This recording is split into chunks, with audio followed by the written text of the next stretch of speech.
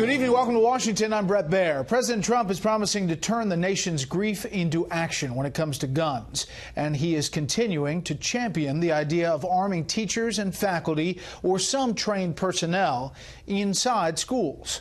He says bump stocks are, quote, gone, no matter what Congress does. And the president wants to give law enforcement more latitude to take guns away from high-risk people. President Trump talked to the nation's governors today at the White House and said he would have gone into that school and gone after the Florida shooter, weapon or not.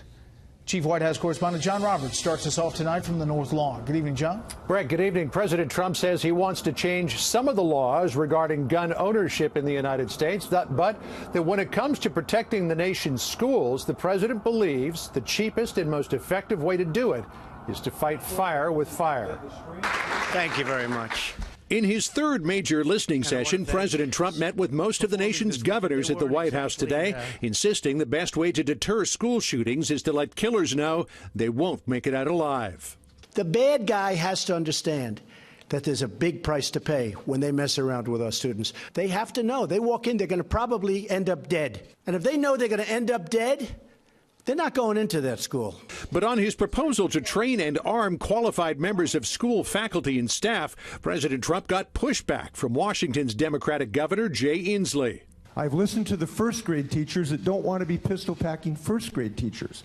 I've listened to law enforcement who have said they don't want to have to train teachers as law enforcement agencies, which takes about 6 months. I just suggest we need a little less tweeting here, a little more listening, and let's just take that off the table and move forward. It's not just Democrats who oppose the idea. Florida's Republican Governor, Rick Scott, a staunch supporter of President Trump, says educators should educate. Protecting schools is a job he wants law enforcement to take on. I'm not waiting for the federal government.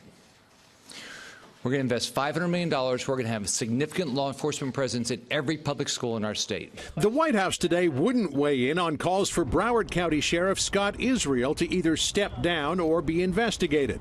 But President Trump again lashed out at Deputy Scott Peterson and possibly others for not rushing into the school to take on the shooter, saying he would have done it differently. They weren't exactly Medal of Honor winners, all right? The way they performed was frankly disgusting. I really believe, you don't know until you test it, but I really believe I'd run in there even if I didn't have a weapon.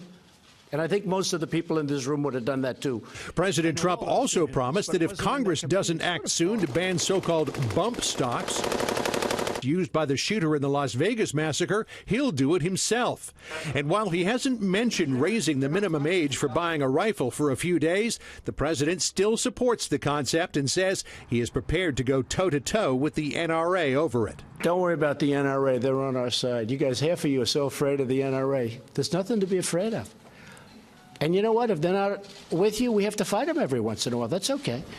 President Trump revealed today that he had lunch yesterday here at the White House with the leadership of the NRA, Wayne LaPierre and Chris Cox. A spokesperson for the NRA told Fox News a few minutes ago that the leadership has not dropped its opposition to raising the minimum age to buy a rifle, nor will it. Brett? Some breaking news, John, just confirmed about Hope Hicks. Yeah, we learned just a little while ago, Brett, that another member of the president's inner circle, Hope Hicks, will be paying a visit to the House Intelligence Committee. She is the communications director here. Of course, she was his spokesperson and communications director all through the campaign.